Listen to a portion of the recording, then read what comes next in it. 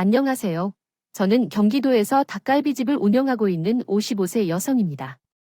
저는 지금까지 살아온 삶을 돌아보면 철이 들면서 손에 물기 마른 날 없이 매일 힘들게 일했습니다. 지금은 자리를 잡고 사장님의 자리에서 일하며 조금은 여유를 즐기고 있지만 몇 년 전 모든 것을 잃을 뻔한 아찔한 경험을 했습니다. 저는 제 이야기를 전하고 싶은 이유는 세상에는 다른 사람을 배려하고 법을 지키며 살아가는 사람들이 대부분이지만 인간다움을 잃은 쓰레기들도 존재한다는 사실을 여러분께 분명히 전하고 싶어서입니다. 저희 가족은 저희 아버지가 공고를 졸업하여 나사를 만드는 공장에서 일하시고 계셨고, 중졸을 최종 학력으로 가진 어머니는 제가 초등학교에 다닐 때 동네 아줌마들과 함께 김치 가공 공장에서 일하셨습니다. 제가 형인 남매가 없는 외동딸이었기 때문에 어릴 적에는 부모님이 일을 하시느라 혼자 집에서 많은 시간을 보내곤 했습니다. 하지만 외로움을 느끼지는 않았습니다. 학교에서 돌아오면 집이 항상 비어 있어서 동네 또래 친구들과 어울려 저녁까지 놀았습니다. 숨바꼭질도 하고 고무줄놀이, 소꿉놀이를 하면서 시간을 보냈죠. 그러다가 어느새 해가 지고 골목길을 지나가는 아버지의 모습을 보곤 했습니다. 아버지가 돈 버느라 힘들었다는 것을 잘 기억합니다. 우리 공주 오늘도 잘 놀았어? 어머니 오면 통닭 먹자. 통닭 냄새가 최고다. 집에 오는 아버지는 없는 형편에도 빈손으로 오는 경우가 거의 없으셨고, 비록 돈은 없었지만 밥 먹고 사는 데는 지장이 없었어요. 중학생이 되었을 때 아버지가 공장에서 사고를 당하셨어요. 나사를 깎는 기계에 손이 딸려 들어가서 양손을 못 쓰게 된 거예요. 기계 사이에 끼어버린 불량품을 빼내는데 기계가 오작동하면서 양손이 모두 빨려 들어갔던 겁니다. 왼손은 형체를 알아볼 수 없을 정도로 심하게 망가졌고, 그나마 오른손은 병원에서 급히 수술을 하고 봉합해서 모양은 남아 있었지만 신경을 다쳐 제대로 쓸 수는 없게 되었어요. 정기사 얼마 안 되지만 퇴직금이야. 그동안 수고 많았어. 다진 사람한테 이런 말 하게 돼서 정말 미안해. 손에 장애가 있는 아버지를 받아주는 공장은 어디에도 없었습니다. 공장뿐만 아니라 막노동조차 할 수 없게 되자 아버지는 살아갈 의욕을 놓아버리고 말았어요. 그동안 힘들었으니까 당분간 푹 쉬어요. 거장에 이런 꼴로 집구석에 틀어박혀. 당신의 이야기를 번역하면 당신의 가면을 벗겨보니 결혼하고 나서 고생만 하던 저에게 살만한 시간이 찾아왔다고 생각했지만 실혼이라는 충격을 경험했습니다. 시간이 흘러도 아버지는 계속 술에 의존하며 성격이 이상해졌어요. 다른 사람들이 나를 비웃고 무시한다고 생각하며 사소한 일에도 화를 내면서 예민한 반응을 보였죠. 예민했던 저는 예전과는 다른 아버지를 두려워해 멀어졌습니다. 학교에 돌아와도 아버지를 피해버렸어요. 그런 행동이 아버지를 건드렸나 봅니다. 아버지는 매일 술에 취해서 엄마와 자주 말다툼을 하셨어요. 이젠 정신 차려야지. 술을 그만 마시고 살자라며 엄마에게 이야기했죠. 그런데 아버지가 갑자기 손찌검을 들고 제게 다가와 죽는 게 나를 우롱하냐 라고 소리쳤어요. 숙제를 하고 있었던 저는 방에서 노래를 틀고 있었는데 아버지가 갑자기 방문을 열고 노래를 비웃으며 몹쓸년이라고 소리쳤습니다. 아버지는 나를 때리며 나의 뺨을 후려갔습니다. 정말 태어나서 처음으로 손가락검을 받아서 정말 놀랐고 나를 노리는 아버지가 무서워서 몸이 떨리며 울었습니다. 당신이 나한테 무슨 짓을 한 거야? 마침 집에 돌아온 엄마가 아버지를 끌어내고 엄마와 아버지가 소리 지르며 대형 사건을 벌였습니다. 그동안 참고 있던 분노가 폭발했습니다. 이놈아, 집 구석에서 없어져야 편하지. 도움 안 되고 밥만 찌는 버러지 같은 삶이니까 나가야 해. 당장 집을 나가. 당신 같은 인간은 보기 싫어. 아버지는 집을 나갔습니다. 이틀이 지났어도 아버지는 돌아오지 않았습니다. 그제야 엄마가 걱정돼 경찰에 신고했지만 경찰은 술 취한 행동이니 며칠 기다리라고 했습니다. 일주일이 지났지만 아버지는 사라지고 있었어요. 경찰은 여전히 아버지 수색을 하지 않았고 엄마는 다방면으로 수사해 아버지 행방을 찾기 시작했습니다. 2달 뒤 경찰에서 연락이 왔습니다. 김동수 씨의 부인이십니까? 현재 영안실에 있는 것으로 확인되었습니다. 확인하십시오. 장례식을 치르던 중에 어머니는 눈을 감고 쓰러지듯이 주저앉았다. 아버지는 서울역 근처의 한 골목에서 사망한 채 발견된 것으로 전해졌다. 그 당시는 크리스마스가 며칠 남은 12월이며 매우 추운 날씨였다. 아버지는 주저앉고 술에 취해 노숙 생활을 하다가 봉사활동을 하신 것으로 알려졌다. 너무 충격적이어서 아버지의 장례식을 치르는 동안 어머니와 나는 눈물이 나오지 않았다. 어머니는 혼자 김치 공장에서 일하면서 가정을 이끌어왔기 때문에 상황은 나아지지 않았다. 내가 고등학생이 되면서 조금이라도 도울 수 있도록 식당에서 아르바이트를 시작했고 학업보다 일을 중시하며 고등학교를 졸업했다. 졸업 후 즉시 취직하기로 결심했는데 공부에 흥미가 없었고 대학을 가기에는 어려운 상황이었다. 그럼에도 불구하고 직장 경험을 쌓고자 취직을 결심했지만 고졸 여성이라는 자격증만으로는 어려움이 있었다. 여러 곳에서 면접을 보았지만 계속 떨어졌다. 몇 달이 지난 후 취직 준비를 핑계로 다시 식당에서 일을 시작했다. 미경아, 할아버지가 아닌 직장에서 요리를 배워라 라는 충고를 받았다. 나는 음식을 팔아 돈을 번다는 것이 딱 맞는 것 같아서 돈을 모아서 향후 식당을 운영하고 싶다고 마음먹었다. 그때 주인 아줌마가 나에게 음식을 만드는 법을 가르쳐 줄 것이라고 약속했다. 아줌마의 말대로 나는 요리에 소질이 있었고 어른이 되면서 음식을 만들고 부담을 느끼지 않았다. 나는 3년 동안 공부하면 풍어를 읊을 수 있는 식당을 운영할 것이라는 믿음을 가졌다. 그래서 자신감 있게 다양한 음식을 만들어내었다. 하지만 자격증이라는 것은 학원에 다니지 않으면 어렵다는 것을 깨달았고 마침내 한식 조리사 자격증을 따기 위해 학원에 다니기 시작했다. 이제 자격증을 획득했으니 지방을 맡게 되었고 아줌마의 도움을 받아 주방장으로 승격하여 함께 식당을 운영하게 되었다. 우리가 일하던 식당은 기사식당으로 돼지 주물럭과 감자탕이 주 메뉴였지만 생선구이와 매일 바뀌는 국과 밑반찬을 곁들인 정식도 인기가 많았다. 아줌마의 15년 경험이 녹아든 음식은 지역에서 유명한 맛집으로 소문이 나서 택시기사들과 직장인들이 많이 찾았다. 그 결과 점심시간에는 항상 손님이 많아서 정신이 없었다. 그리고 5년 뒤에는 나는 남편을 만나 결혼하게 되었다. 남편은 우리 식당에 식자재를 공급해주는 도매상 직원이었지만 1년 전부터 배달 업무를 시작했습니다. 매일 아침 정해진 시간에 식당을 방문하여 주문을 받는데 어쩌면 채소도 같이 사다 드릴까요? 7시부터 배송이 시작되므로 전날 필요한 채소를 주문해 주시면 새벽에 도매시장에 가서 신선한 채소를 구입할게요. 아, 그래요? 감사합니다. 하루 종일 일을 하고 새벽까지 일하다 몸이 힘들죠. 젊을 때 돈을 많이 버는 게 중요해요. 신뢰하세요. 필요한 채소들은 트럭으로 배달해 주시는 분이 있었는데 최근 건강이 좋지 않아 병원에 입원했어요. 그래서 가락시장까지 가서 채소를 구입해 와야 했죠. 그래서 시간이 많이 걸리고 불편했어요. 그래도 그에게 맡겼고 그가 가져다 주는 채소는 매우 신선하고 좋았어요. 약 1년이 지나면서 매일 만나게 되면서 그와 친해지기 시작했어요. 어느 날 그가 배송을 끝내고 작은 상자를 건네주며 미경 씨, 생일 축하합니다. 별것도 아니지만 마음에서 나왔어요. 마음에 들으면 좋겠어요. 어머, 제 생일을 어떻게 아셨어요? 식당 주인과 대화를 나눈다. 우연히 들은 이야기를 그럼 가보겠습니다. 그 이야기는 이틀 전에 있었던 일이었어요. 아줌마가 야채를 손질하면서 곧 제 생일이라고 했습니다. 그리고 미역국을 끓여줄 것이라고 했는데 그 말을 들었어요. 그 소식에 사라졌어요. 뚜둔 듯 식당 밖으로 나가서요. 정성스럽게 포장된 상자 안에는 금도금된 머리핀과 편지가 들어 있었습니다. 갑작스럽게 고백해서 아주 혼란스러울 텐데요. 그동안 미경 씨를 보면서 조용히 지나가지만 이제 용기 내보려 합니다. 그의 연애는 없었지만 지금은 뜨거운 마음을 풉니다. 그동안 너와 내 주변이 없어서 미경 씨에게 편지를 쓰고 있는데 그 편지를 받으면 어떻게 대처해야 할지 감이 잡히지 않았어요. 너도 같이 그렇게 정해도 연애하기엔 틀렸어. 준기는 얼마나 애틋한 눈길을 보여줬는데 그동안 몰랐던 말이에요. 그는 몸만 가졌어도 인간다운 성격을 가진 사람이죠. 건강하고 착하며 성실한 사람을 만나기가 힘든데 서로 어려운 부분을 이해하고 의지하면서 살아가야 한다고 생각해요.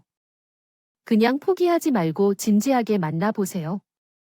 그의 성실함과 착한 모습에 대해 고민하던 나는 며칠 뒤에 그의 데이트 신청에 화답했다. 이번 주말에 특별한 계획이 없다면서 함께 영화를 보러 갈까 제안했다. 예정이 있어도 모조리 취소할 것을 약속했고 영화를 보고 차를 마시며 우리의 데이트가 시작되었다. 매주 주말마다 만나 연애하던 우리는 어느 날 연인이 되기로 결심했다. 그 후에 그의 아내가 되기로 결심했다. 남편의 가정사를 듣게 되었는데 그의 부모님은 그가 중학생이었을 때 돌아가셨다고 한다. 그는 막내로서 종잣돈을 마련하고 함께 포장마차 사업을 시작했다. 부모님을 대신해 돌보던 것은 나였다. 그날은 새벽에 장사를 마치고 포장마차를 끌고 다니던 중에 졸음운전을 하던 대형 트럭에 치여버렸다. 치명적인 사고였고 구급차가 도착했을 때 이미 그들은 떠난 상태였다. 그때 그의 아들은 겨우 4살이었고 그의 남동생이자 하나뿐인 가족이었다. 같은 날 그의 부모님은 함께 하늘로 떠났고 남은 형제는 시골 삼촌 집에 맡겨졌다고 한다. 아이고, 내가 못 살아요. 우리 5이 뒤지기가 힘든데 군 식구를 어쩌지요. 제 정신이야. 어허. 일가 친척 중에서는 제 상황이 그나마 괜찮은데 어떻게 어린애들을 무시하고 그 화원에 보내겠어요?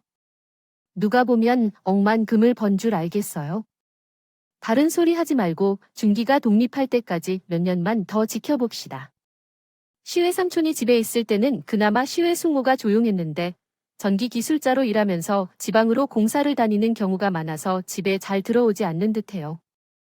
시외 삼촌이 없는 날에는 시외 숙모가 남편과 시동생 재민이를 달달하게 대면서 괴롭히고 사촌들과 차별했다고 합니다. 고기 반찬부터 집어먹는 건 알아가지만 누가 너한테 고기를 구워준 줄 알아요? 죄송해요. 배고파서 그만 묵니다. 배고픈 건 너한테도 이해가 가겠네요. 아침 안 먹고 점심 건너뛰고 저녁 한 끼만 먹고 버티면 참 어렵지요. 한치라도 먹을 게 어디에 있다고 불평을 해. 군 식구로 남의 집에 빌붙어서 살려면 빨리빨리 대해야 해. 휴가철은 반만 쭉 내면서 속이 터져서 못 살겠어요. 응, 시외 숙모의 영향을 받아서 사촌들도 남편과 함께. 재민이는 고등학생이었을 때 무모하게 된 선생님이 함께 집을 떠났고 새로운 곳을 찾지 못해 청소년 쉼터에서 살게 되었습니다. 그곳에서 재민이를 돌봐주며 살아가다가 돈을 벌기 위해 유리병을 만드는 공장에서 일을 시작했습니다. 일을 하며 매일 아침은 신문을 배달하고 공장에 가고 저녁에는 주유소에서 아르바이트를 했습니다.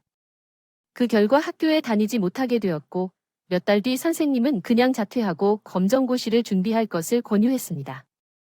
최종 학력은 중졸이지만 후회는 없다며 힘들게 살아왔지만 지금은 혼자가 아니라는 것에 감사하다는 이야기를 했습니다. 그리고 부부 같은 삶을 살아가자며 집안일을 함께 할 것을 제안했습니다. 하지만 상대방이 너무 과분하다며 미안해하고 감사하다는 말을 전했습니다.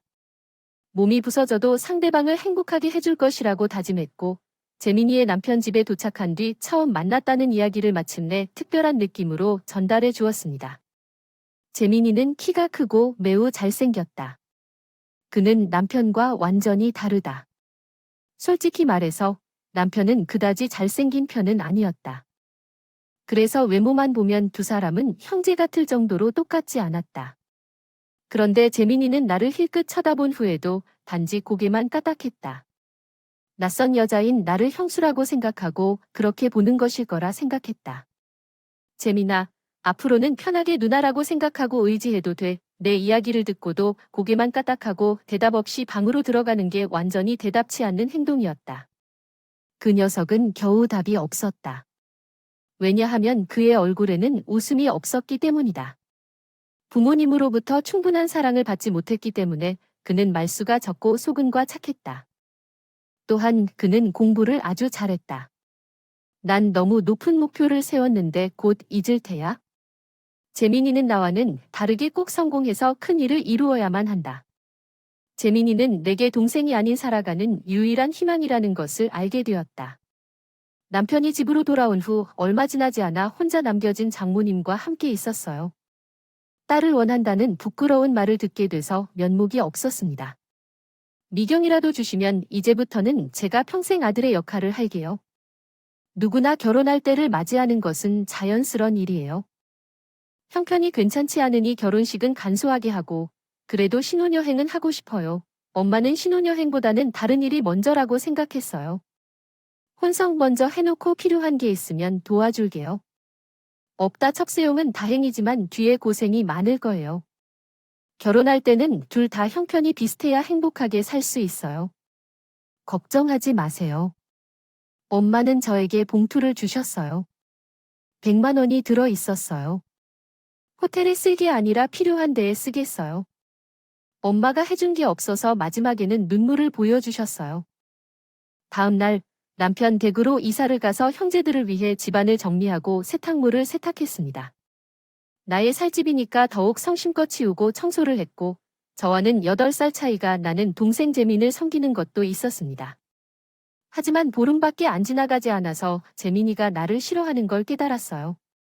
재민이는 내게 마주쳐도 말이 없었어요. 아직 애정이 부재해서 그런 줄 알았는데 그게 사실이 아니었어요.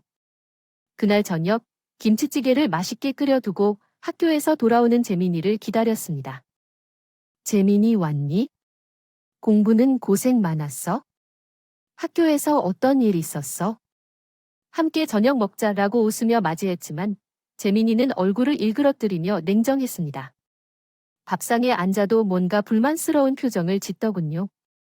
그때 그가 입을 떼었어요. 형수님이 결혼할 때까지 우리 집에 오면 안 되나요? 형수님이 신경을 써주시는 건 감사하지만 너무나 신경 쓰이고 불편해서 공부에 집중이 안 돼요. 아, 나 형이 없으면서 내가 여기서 들락거리는 게 거슬리네요. 그거 전에는 주로 일주일에 한 번만 와서 집안일만 해놓고 가겠어. 나도 애가 아니라서 집안일이랑 식사하기도 혼자서 먹을 수 있으니 형수님이 그렇게 하지 말아요. 알았어, 혼자서 먹을게. 나를 보는 재민이의 표정은 얼음처럼 차가웠어요.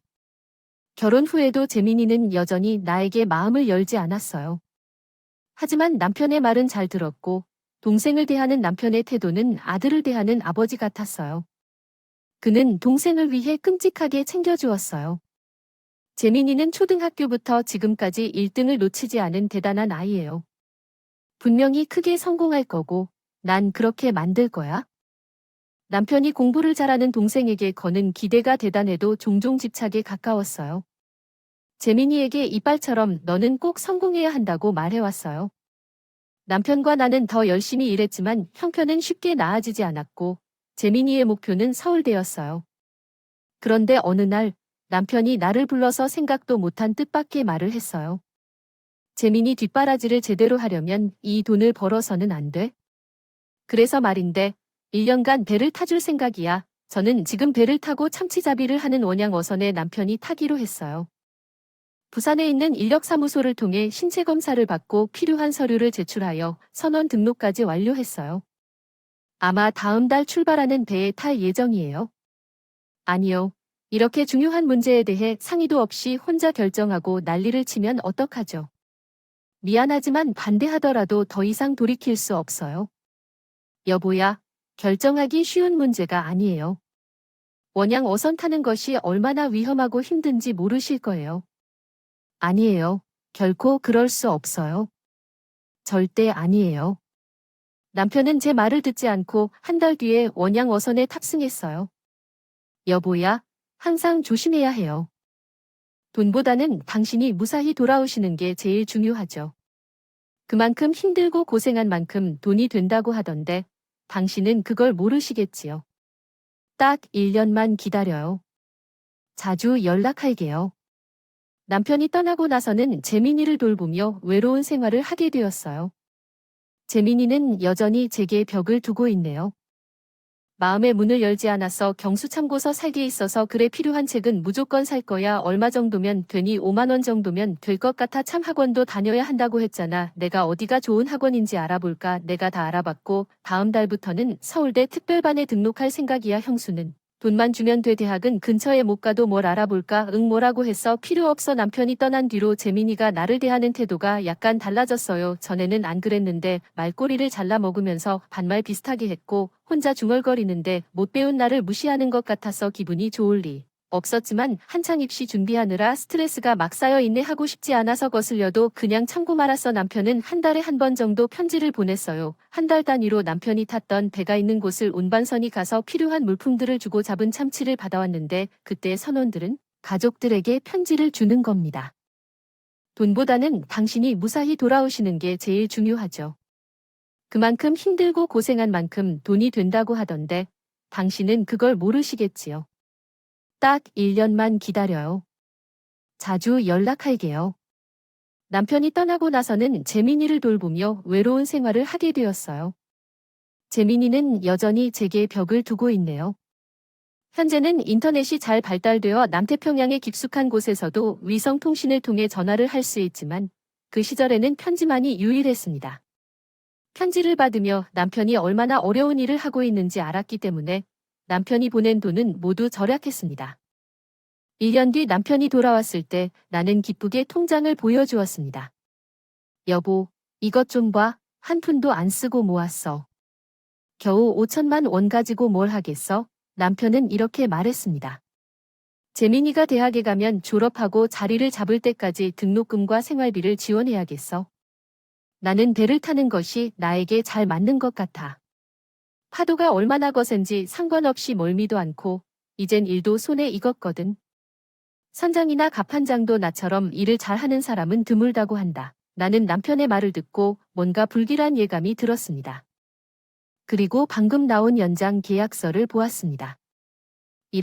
이제는 혼자 이런 결정을 내리는구나. 반장이 되어서 연장 계약을 해야 한다고 하네. 이제 뱃일에 익숙해져서 힘들지 않다는 남편의 말을 듣고 여보, 3년 더 배를 타면 번듯한 가게를 한 동네에 오픈할 수 있겠지. 라고 했습니다. 남편이 제 손을 잡았는데 마치 나무 껍질에 닿은 것처럼 거칠고 굳었어요. 샤워할 때 슬며시 붙은 먼지 온몸에 긁히고 배인 크고 작은 상처들이 가득했습니다. 그것을 보니 마음이 아팠어요. 하지만 말해도 소용없다는 걸 알기에 체념하고 옷가지며 짐을 싸주었어요. 재민아, 형수 말 잘 들어야 해. 너도 1년만 더 고생해서 꼭 서울대에 들어가야 해. 남편은 다시 반대편에 있는 바다로 떠나고 재민이는 서울대에 장학생으로 합격했습니다.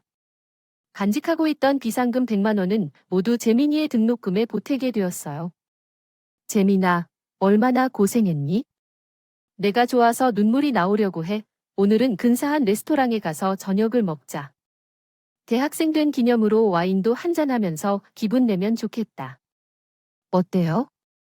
아니요, 됐어요.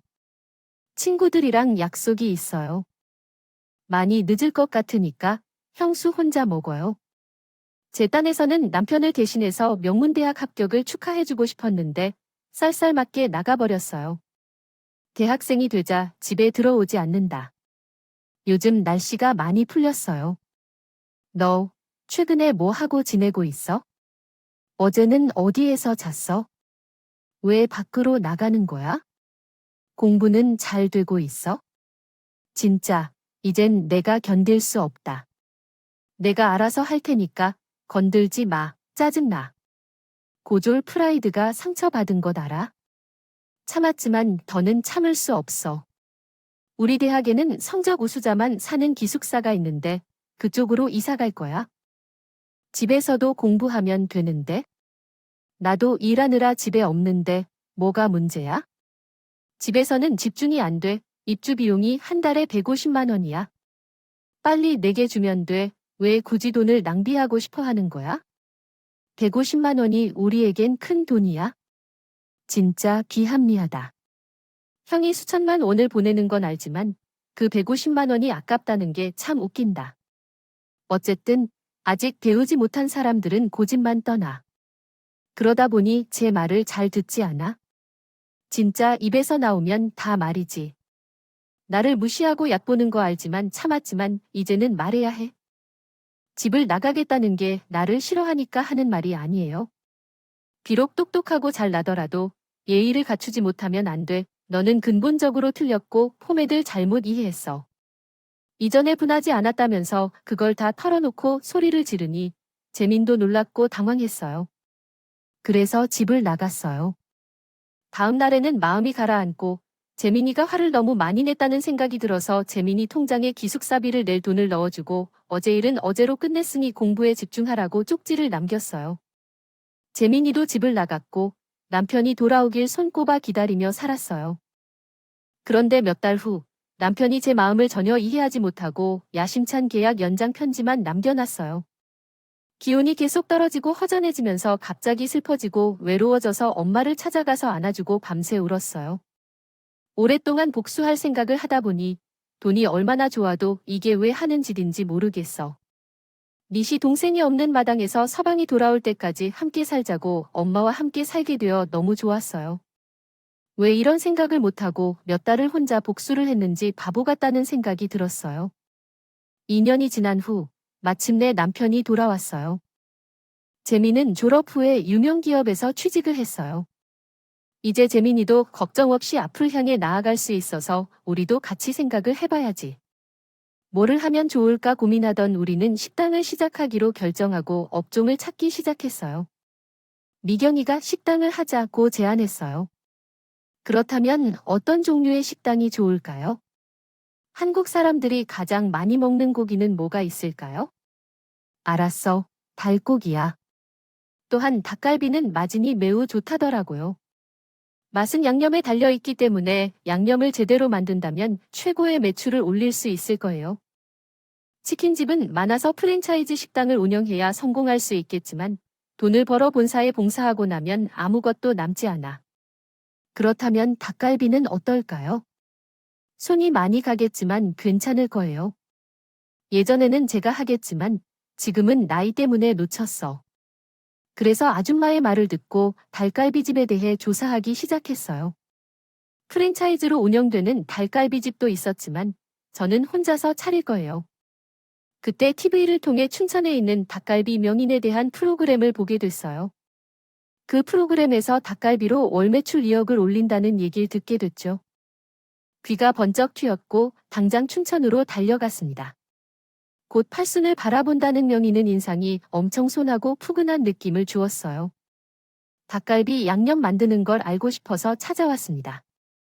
허락해 주시면 열심히 배우겠습니다. 닭갈비집을 해보려고. 그러나 네, 맞아요. 그렇구먼. 양념 만드는 걸 배우고 싶다니 가르쳐 줘야지. 명인 할머니는 제 예상과는 전혀 다르게 웃으면서 고개를 끄덕이셨어요. 방송에서는 할머니의 양념 비법을 배우려고 사람들이 수도 없이 찾아갔지만 모두 허탕을 치고 돌아갔다고 했거든요. 내 나름대로 연구하고 개발한 비법은 있지? 그런데 말이야, 무작정 남이 만든 것만 따라 해서는 진짜 내 것은 안 되는 법이야. 음식 장사에서 가장 중요한 게 뭔지 알아? 글쎄요. 아무래도 맛이 아닐까요? 바로 그거야. 맛을 만들어 내야 하는 거야. 그것도 새로운 맛을 만들어야 돈을 벌 수 있어. 지금까지 쓸 수 없는 사람들이 찾아와서 양념 만드는 법을 배워갔지만 나보다 크게 성공한 사람은 아직 없어. 내 맛을 따라해서는 나를 넘어설 수 없거든.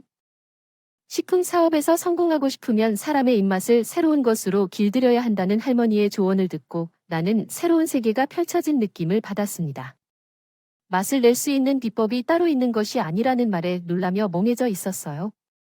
다음 날 새벽에 할머니가 양념을 만드는 과정을 자세히 가르쳐 주셨는데 내가 따라하는 것을 보고 만족한 미소를 지으셨죠.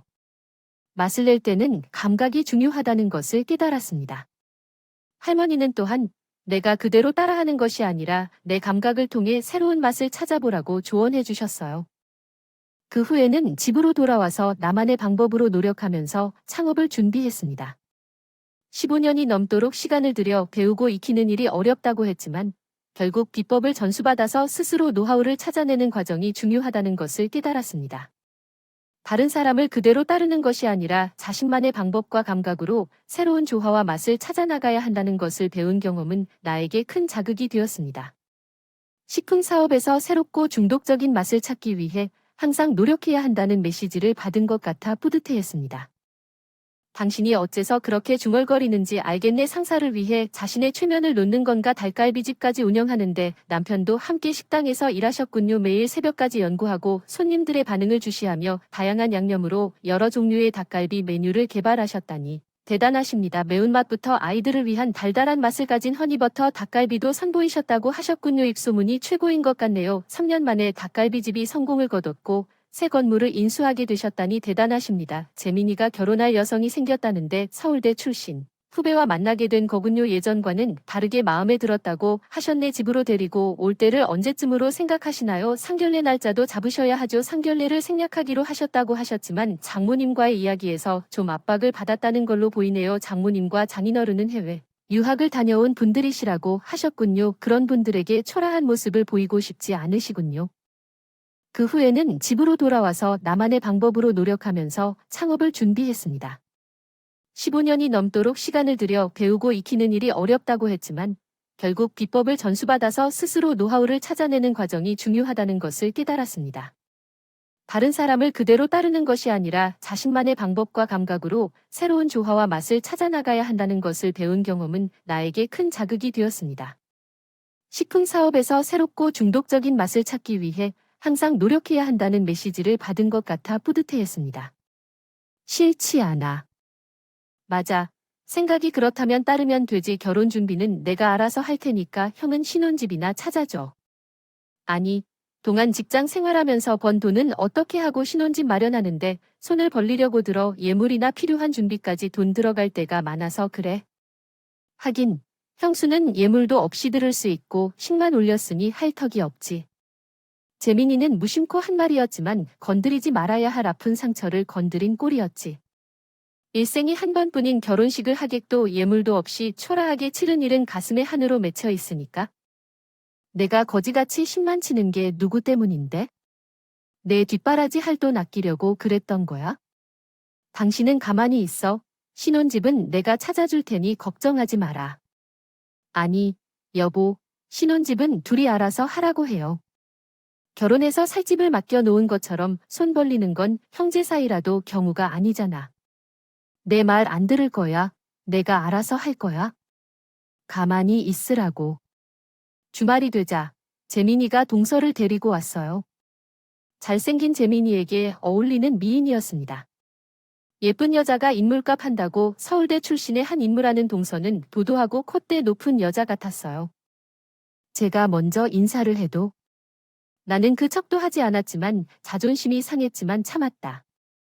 그런데 동서가 하는 말이 정말 놀랍다. 나의 친구들은 예물로 다이아몬드 세트를 받는다고 했다. 나는 그냥 다이아몬드 반지 하나면 충분하다. 그 정도면 충분히 해줄 거라고 생각했다. 동서가 왜 나한테 예물을 해달라고 하는 걸까? 동서는 아주버님 결혼을 도와주겠다고 했는데 부모님이 없어서 그런지 동서는 아주버님에게 의지하는 모습이 보였다. 재민이는 딴짓을 하며 멀리 있는 산을 바라보고 있었다. 말이 달라서 개입하려고 했지만 남편이 제 손을 꽉 잡아주며 가만히 있으라는 신호를 보냈다. 우리가 처음 만났을 때 둘이 싸우는 모습을 보고 입을 다물었다. 동서가 인사를 마치고 떠날 때 재민이가 따라 나갔다. 그들의 대화를 듣고 있었는데 내가 재민이를 얼마나 존경하는지 안다. 재민이를 위해서라면 내가 모든 것을 줄 수 있어? 세상에 하나뿐인 동생이니까. 하지만 재민이의 결혼은 내가 책임지고 돈이 얼마 들더라도 너는 개입하지 말아줘. 부탁이야. 알겠어. 하면서도 하지만 너는 얼마나 힘들었는지 알아? 험한 괜이라면서 악착같이 모아서 겨우 먹고 살만해졌는데 그저 당연히 받을 거 받는다고 생각하는 재민이가 야속해서 그러는 거죠. 당신 마음 알아. 마지막으로 형으로서 도리를 하는 거야? 결혼하면 재민이도 가정이고 잘나가는 회사 들어가 성공했는데 쓰레기를 버리려고 나갔는데 집 위에 있는 골목 안에서 재민이와 동서의 목소리가 들렸습니다. 당신 말대로 엄마 아빠 설득해서 상견례는 건너뛰었지만 결혼 후에는 어떻게 할 거야? 형하고 형수라도 우리하고는 생각하는 수준이 안 맞아 최대한 마주치는 일 없도록 할 테니까. 당신은 걱정하지 마. 대화는 수준이 맞는 사람들끼리 하는 거야. 못 배운 것들하고는 말 섞어봐야 입만 아파 어이가 없었어요. 상견례를 하지 말자고 사돈되게 말은 건 재민이었어요. 남편은 신도시에서 새로 지은 좋은 아파트를 신혼집으로 얻어주고 다이아 반지와 예물 등 전 재산을 팔아치울 기세로 돈을 아낌없이 들여서 남부럽지 않은 결혼식을 치러줬어요. 제가 들었던 대로 재민과 동서는 우리 부부와 연락을 끊었습니다. 동서가 내일 집에 올 것이라고 했는데 왜 형님 집에 가느냐고 물었어요. 동서는 내일이 시부모님 제사라는 것을 몰랐는데 그렇다고 하네요. 놀랐어요. 중요한 약속이 있다고 했는데 제사는 형님과 아주버님을 모시는 것이 중요하다고 했어요. 어디 약속이 그럼? 당장 오라고 했어요. 왜 그러냐고 소리를 질러요. 제사를 빠진다고 하늘이 무너져 버린대요. 원래 제사는 장남이 해야 하는 거잖아요. 동서는 재민과의 관계를 끊었고 재민은 남편이 전화를 해도 받지 않았다고 해요. 문자를 여러 번 보냈지만 받지 않아서 둘이 쓸쓸하게 제사를 하기로 했습니다. 그날 남편은 혼자 취해버렸어요. 모든 것을 바치고 키운데 왜 그랬나요?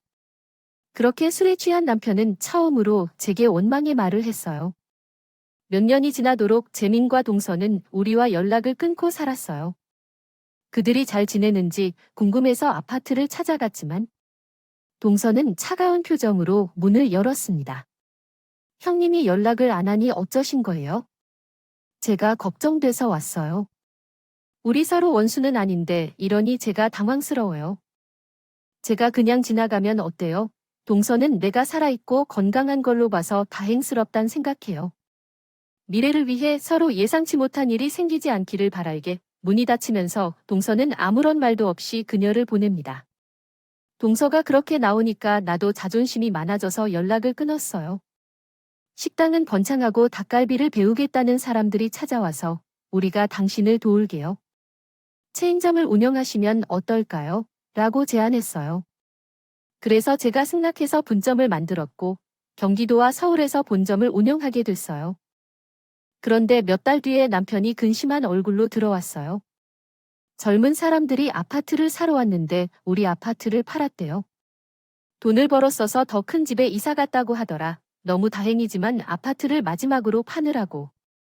경매에서 사온 것을 사서 나라고 했어요. 집을 경매에 내놓을 정도로 형편이 좋을 리가 없다면 어떤 사건이 생긴 건지 모르겠어요. 저도 걱정이 되었지만 곧 잊어버렸죠. 그런데 1년 후에 연락을 끊었던 재민이와 동서가 식당으로 갑자기 찾아왔어요. 얼굴이 무뚝뚝하고 옷차림도 지저분해서 예사롭지 않았어요.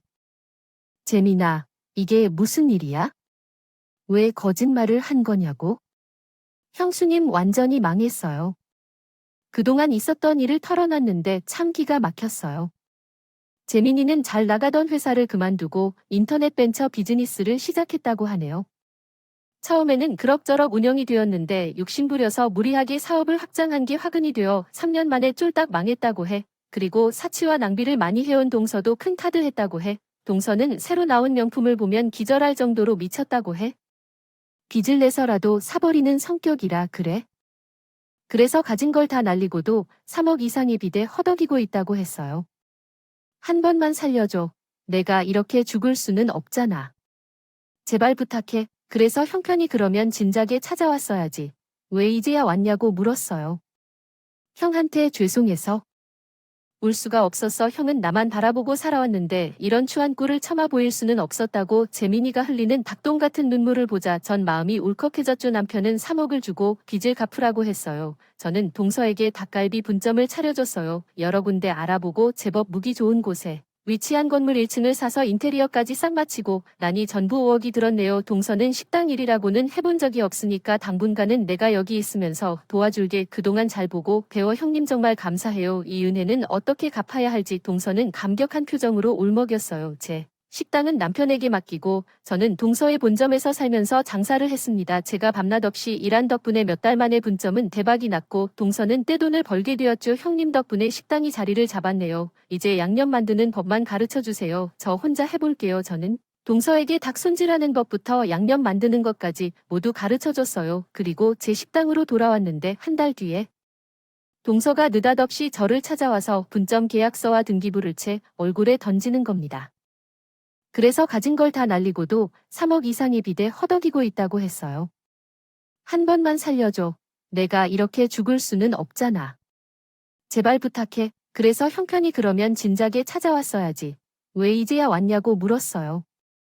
형한테 죄송해서.